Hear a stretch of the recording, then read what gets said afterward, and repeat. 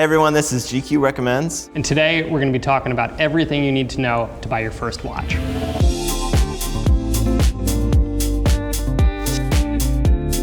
Today we are going to be splitting watches up into two big categories which really divide the purposes of these watches. So we're going to start with dress watches and then move into sport watches, which has a much larger field of subcategories because these things are so purpose-built for the job that they're supposed to be doing. I think at the end of the day, if you're buying your first watch, the only thing to care about, and correct me if I'm wrong, is like you just have to be really into the watch you're buying. You have to love it. You're gonna ideally wear this a lot. You know, no one needs to wear a watch. You have a phone in your pocket that can do it perfectly well. So if you're gonna buy a watch, you want something that you want to put on every day.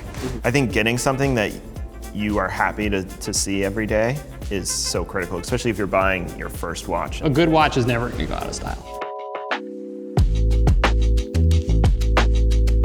So when you're talking about dress watches, you're talking about a very traditional idea of a watch, right? This is gonna be something that is on a leather strap typically. It's gonna be a finer, fancier metal. You're gonna see a lot of gold. When you talk about sports watches, there's so much like the history and the provenance and the stories behind these watches. You're gonna see that a lot less in dress watches. You know that Steve McQueen wears a certain Cartier Tank, but it's not gonna have that same sense of like historic achievement that, you know, a Rolex Oyster Perpetual was like the first watch that accompanied the first trek up Everest. Like a dress watch isn't gonna have that kind of like mythical story behind it. Its whole job is to just look really nice. Dress watches, like any other watch category, will come at a lot of different price points. So if you only wanna spend, you know, a couple $100s, the Timex Marlin is like a really cool watch. But then, you know, you eventually start bumping up to the watches with like really fine craftsmanship. No offense to the Timex Marlin, of course. The first watch I really like is this Longines flagship Heritage. The Bridgerton guy, Roger Jean Page, just wore this watch. It looks great. The black dial, I really like a black dial for a dress watch because like you're out at night. You're wearing it with probably like a black tuxedo or like a midnight blue tuxedo. So you want to have sort of that. No regular suits, just tuxedos. Just tuxedos, maybe a suit, you know, if you are really dressing down for your gala. If you're talking dress watches, you kind of can't not talk about the Cartier Tank. Like every kind of awesome celebrity you can think of, right, has worn a Cartier Tank. Every at one like point type, every like archetype of a celebrity that you would want to have. Muhammad Ali. Huge tank guy. And then you move to like British royalty. Princess Diana was very devoted to wearing her tank. Founder of Cartier was apparently just having his morning coffee and he was looking at his paper and there were these overhead shots of these tanks like in World War I storming this city, and he liked the overhead view. That's sort of the story behind how it got its like rectangular boxy shape. And it became so popular that people just started replicating. It's just called like a tank style watch. And this is a watch that, you know, Tiffany & Co. had made by Movado in the 40s because Cartier was like so influential in defining this shape as one of the preeminent designs if you were gonna have a dress watch. It's just a timeless classic watch. Now we're gonna talk about expensive watches, which are really defining in this category. The one that I really love is this Vacheron. It's so defining of a dress watch. It's a plain dial made out of gold. That's a watch, you know, and it's not until you get real close to it and get a good look at it that you have a sense of just how fancy it is. It's like a discreet kind of luxury, discreet, right? yeah. Like that's true luxury, man. It doesn't have any complication. It's just completely a time-only watch, which I think is so traditional. Like most of the Cartier tanks are going to be time-only as well because you don't need the chronographs or the busy dials or the annual calendar or even the date. It's just meant to look beautiful.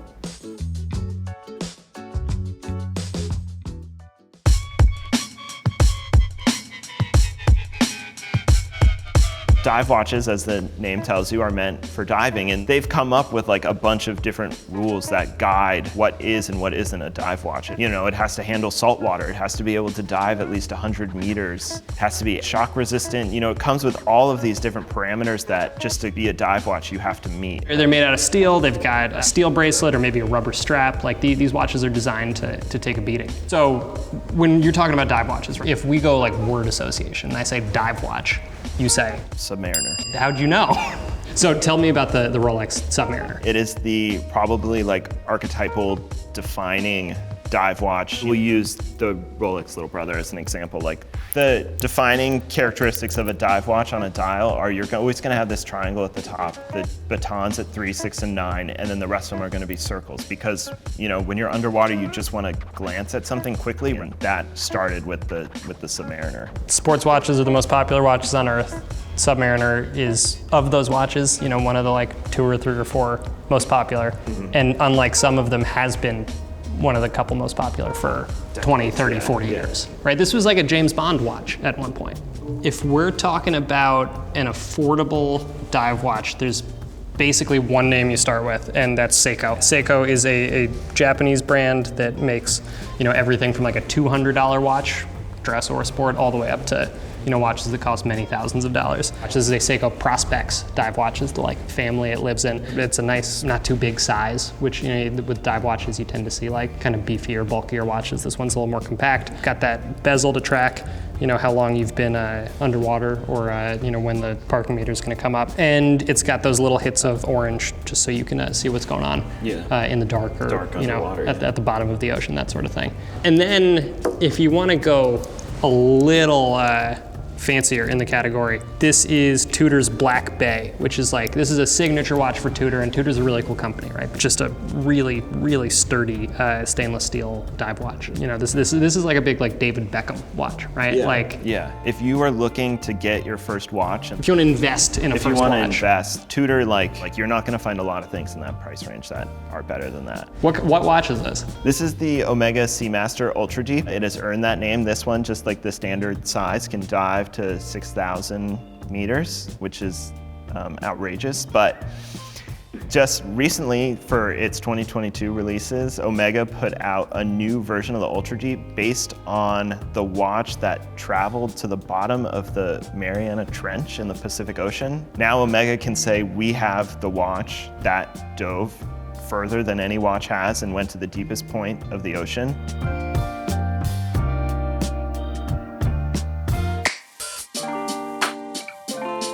Cam, tell me about racing watches. Racing watches or chronograph watches, or the reason it's called the Rolex Daytona is because they would give it out as a prize for the winner of the Daytona. We're talking legendary drivers, legendary cars. And they also, you know, like a dive watch, have their own distinctive qualities. It's always going to have a chronograph that's like essential to this watch. You know, the bezel most often is going to have a tachymeter. Here, why don't we start with this guy? Yeah. So this is the Tag Heuer Monaco, famous racing watch. Monaco is, of course, like famous like home for racing. And this is famously the watch worn by Steve McQueen in his movie Le Mans. And the story behind this is that he was consulting an actual professional driver, and he saw that the guy wore a Tag Heuer Monaco, so he requested that the guy handling props and costumes get him a Monaco too. What else we got? We have another striking navy blue watch here. When you're talking about watches, the Omega Speedmaster is one of the most iconic watches because it went through this rigorous testing from NASA. It was the only one approved for in-flight travel, and it worked out well, the timing for them, because they got to be the first watch that went to the moon.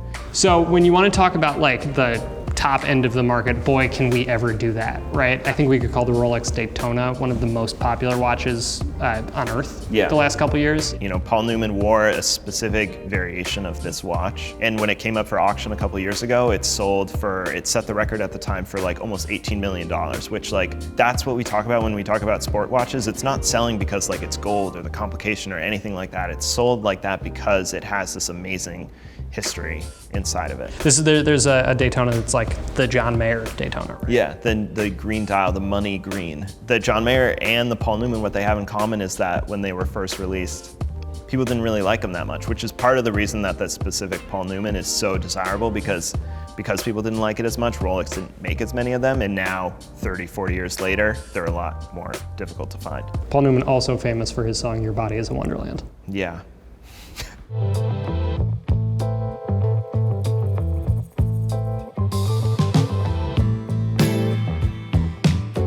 All right, so now we're gonna talk about pilot watches. A pilot watch is gonna have like big, huge numerals. So they're also like, for the gloves, they typically have like really big crowns, because like if you have a gloved finger and you're trying to like... We're talking like exposed cockpit flying, basically, right? This is like if you're flying, these were designed for pilots who, like, when they were flying, were in the elements. Yes, we're in the elements, yeah. So a couple of the more popular pilot watches. Breitling is a brand sort of like famously associated with aviation, right? Yeah, they made watches for like different pilots associations. You know, if you are into a dial like that, like super design heavy dial. This is like an old school computer on your wrist, basically. Exactly. You can do calculations on it. You have people who are like really dedicated to Breitling. I think it's cultivated like such a cool fan base of like Jerry Seinfeld loves these watches, which makes sense because there's Breitling for Bentley. Breitling does a collaboration with a motorcycle brand. So you get also like a lot of automotive stuff in here. I see where Jerry Seinfeld kind of like falls into that. Harrison Ford like loves Breitling too, which that makes a lot of sense. He's like a hobbyist pilot.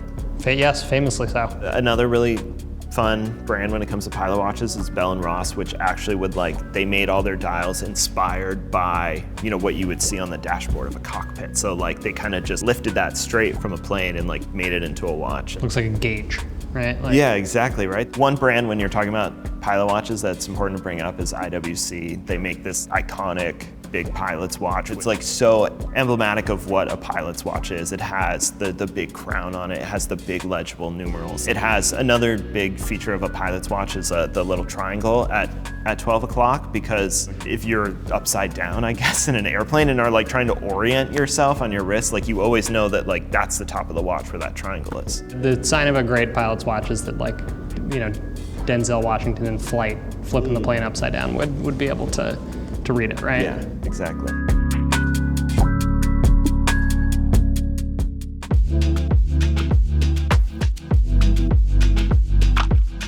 The last big category that we want to talk about when it comes to sport watches is field watches, super purpose-built, like the Explorer 2, which is made specifically for spelunking. So the whole thing is like designed with a luminous hand so that like when you're deep in a cave, like really specific tools so that if you're diving a cave, you have like a watch to go with it, you know? Military issue watches too, right? Like tend to be field watches, you know, sort of like khaki, green, nylon strap, really tough, hard wearing. Like one of the more popular brands, Marathon. It's a really inexpensive watch and they did a recent collaboration with J. Crew, but like people didn't know about it because to this day, like 90% of its business just comes from government contracts. This is what the military wears. They wear a Marathon watch because it's hard wearing and durable, and it's not fussy because you just kind of want to know the time. Set it and forget it. Yeah. Hamilton, famous American brand, right? You know, super sturdy, reasonably priced. You're gonna get a mechanical watch that's gonna be super solid.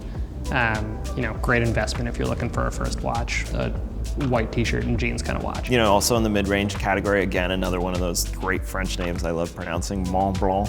This Geosphere watch that has the two subdials are actually dedicated to showing the northern and southern hemisphere. And if you see this thing in action, those little pictures are actually like rotating to try and, I believe what it does is tell you about the time zones. And so you can keep track of, you know, what the time is in every single one of the time zones. Incredibly cool, and obviously the bezel, instead of having numbers, has the four, you know, cardinal directions, right? Yeah. So if you, I think you probably need a compass on you, but you can adjust to like point it in roughly that direction. You can just follow your. Right.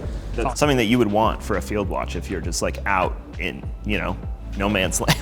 You get a lot of stuff on the bezel, right? Like you look at the Explorer 2, right, which is Rolex's cave diving watch, and that's got the 24-hour bezel, and so it's got a GMT hand like the other GMT watch, and you can use that for another time zone, or you can use it if you're going to be underground for more than 24 hours to figure out how long, you know, if you've been there for inside 12 hours or over 12 hours, because you can only go around once. Yeah, if you're in a cave, you don't want to be like, is it AM or PM? Famously, Rolex Explorer 2 wearer Prince Harry. But I mean, you see like just really fashionable people are attracted to the Rolex Explorer 2. It's such a funny thing that like a watch made for spelunking also is like Megan Rapinoe and like Balenciaga wants to wear a Rolex Explorer 2 with that outfit. I think it's like such a handsome watch.